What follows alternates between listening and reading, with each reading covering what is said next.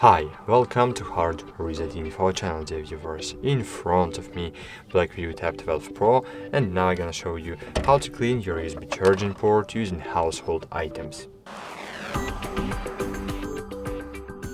Firstly, remember one rule: never use metal objects to clean the connector, so as not to damage your USB charging port. Firstly, you need to remove the cover from your device. Then, I suggest to use an auto brush, which you no longer use, because this is maybe the best tool to clean out your connector. So you just need to insert the one part of the brush into the connector, and just clean the dirt out.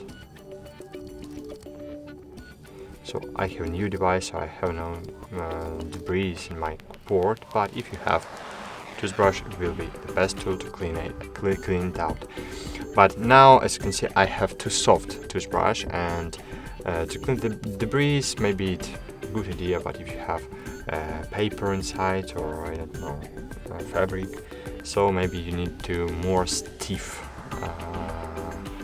toothbrush, So that's it. Thanks for watching.